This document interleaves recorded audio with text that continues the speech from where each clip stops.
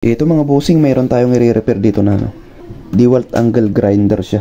So sabi ng may-ari, hindi daw siya gumagana, bigla na lang daw siya tumigil. Kahit response man lang dun sa kanyang motor, wala siya. Ibig sabihin, no power siya. So may mga ganito pong issue, napakadali lang i-repair nito at hanapin kung ano yung kanyang problema. So bago po ang lahat, intro muna tayo siyempre. When I come around, got the whole thing wobbling. So unang natin i-check dyan siyempre yung kanyang carbon brush. Lahat ng angle grinder o kaya yung mga grinder natin, mga power tools, mayroong carbon brush yan. Kasi bihira lang yata yung brushless na ganito. So check natin siya kung makapal pa. Kagaya nito. Kagaya nito makapal pa siya. So na-check ko na pala ito magkabilaan, okay naman yung kanyang carbon brush. Kasi bagay ang palatandaan na sira yung kanyang carbon brush. Malakas yung spark niya, kaya yung iikot siya bagus, tapos hindi magko-continuous yung kanyang ikot. At makita mo talagang mayroon siyang response, mayroon siyang power. Pero ito talaga wala. So lang, pag walang power naman talaga dito, kung hindi rin sira yung motor, unang nyo i-check itong kanyang itong kanyang wire. Minsan kasi dito nasisira yan, napuputol. Lagi mo nababaling ganyan.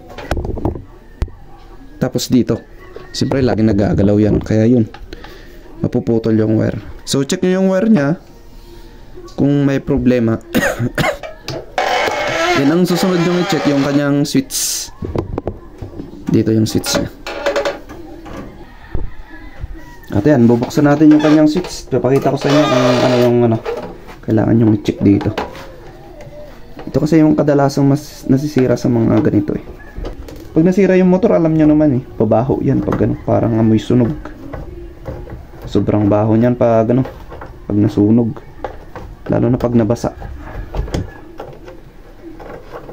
Iba kasi ginagamit nila kahit nabasa, naulanan. Sobrang sipag, gamit ng gamit hanggang masira. Kaya bawal na bawal to mabasa sa loob, lalo na pag iniwan sa labas. Alam nyo naman pag iniwan sa labas pag gabi, pag naiwan sa labas kinaumagahan, magmumoist na yung motor doon sa loob. Siyempre nga napakalamig naman ng gabi, lalo na pag mahamog. Lalo dito sa amin malamig yung klima dito. Tumutulong nga yung tubig doon sa yung moist doon sa bubong nagtutubig ba sa sobrang lamig. Kailangan din alagaan yung mga ganito para tumagal yung buhay. Kasi siyempre ito rin naman yung ginagamit natin pang hanap buhay. Tatanggalin ko lang itong niya. So ito lang siya bossing, napakasimple. Kaya kung papalitan nyo yung yung wire nya, kung nakita nyo may parang putol na dyan, yung iba kasi nasusunog na dyan lalo na pag nagagalaw-galaw na ganun. Yung palitan nyo na yung wire dito mismo yan putulin nyo tapos dugtuan nyo ng wire. So ito okay naman ito papunta na sa kanyang motor dun. Ayan, at itong switch nya, ito yung bubuksan natin, titignan natin yung problema nya dito. Kung may multi-tester kayo, pwede nyo testerin itong dalawang connection lang na ito, papuntayan dun sa motor mismo. Tignan nyo kung mayroon siyang continuity. Sabay ito naman, hindi siya madalang to mapuputol yung mga connection nito. Karamihan nasusunog, short. Wala pa akong na-experience yata na naputol yan. Meron naputol pero dun sa dugtungan, pero dun sa mismong mga winding nya, karamihan sunog talaga. Kasi matataba yung mga winding nito, hindi basta-basta napuputol. Unless na talagang nasunog. At ito lang siya mga boss, tignan nyo yung mga contact nyo yan yung mga kadalasang nasusunog o kaya nagko-corrosion. Kiskisin nyo lang yan para maganda yung contact na yun Pag i-press mo yun, magko-contact na sila, maganda na yung mga contact. So magkakaroon na ng continuity at masusupply na tong motor.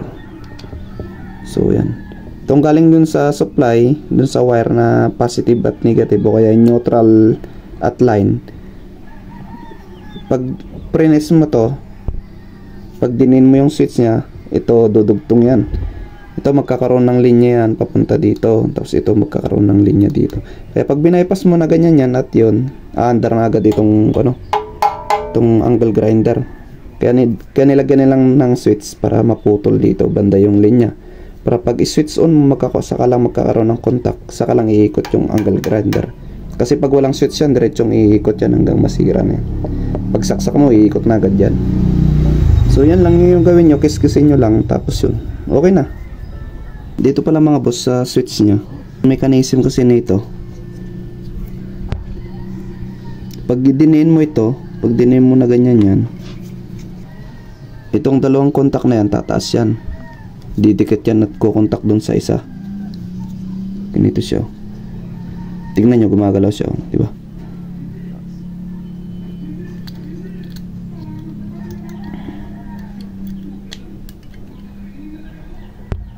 Tanggalin muna natin tong push lock nya. Ikutin lang natin ng ganyan. Yun. Tapos ang position pala nito, huwag nyo kakalimutan. Ganyan siya. Ito makikita nyo yan, yung malinis na yan. Diyan siya sa ilalim. Diyan siya, ganyan. Yun, tanggalin na natin. Ganyan siya. Tanggalin ko na nga lang. Kung makikita nyo yung timon na yan, dyan nakapasok yung butas ng spring na ganyan. Ang una nyong gagawin para may piston nyo yung spring, ilagay nyo muna ito. Ito, ipasok nyo muna ito dito. Yan o. Make sure na linisin nyo muna yung contact nya para hindi kayo iwas back job. Dinidi nyo lang na ganyan o. Yung spring dito papasok yan. Diyan papasok. Tapos yung isa dito naman sa timon nya. Doon papasok. Nagets nyo ba? Ito magkabilaan na ito.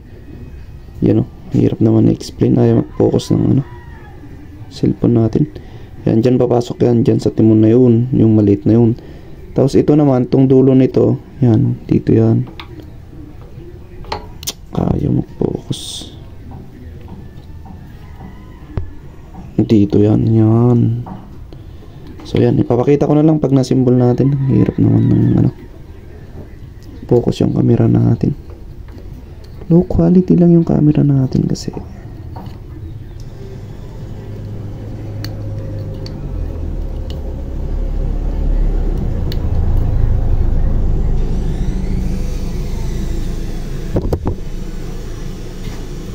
Ang pangit kasi ng design ng switch na to. Pwede naman yung napakasimple lang. Bakit ba ganito kasi? Ang pangit ng design ng switch ng ganito. Hindi naman ganito yung switch ng iba eh. May spring lang siya tapos push mo lang para mag-contact. Ito napaka-alanganin na ito. Ano ba namang design nito?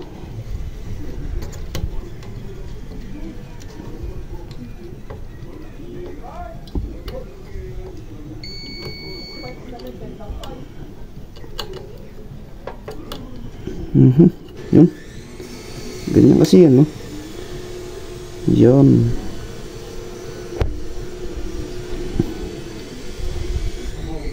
Lagyan na natin yung bahay niya.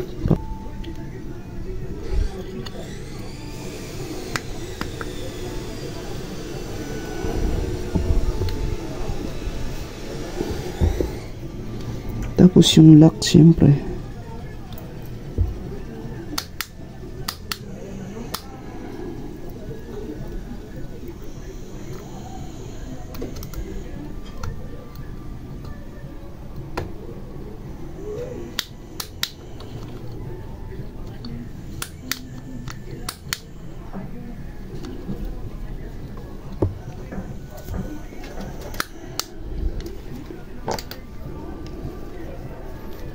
Lagyan na natin yung tornilyo.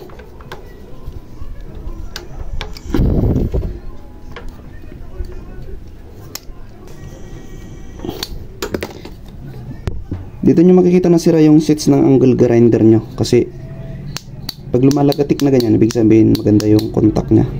Pag hindi, ibig sabihin disalign yung kanyang spring. Yun lang.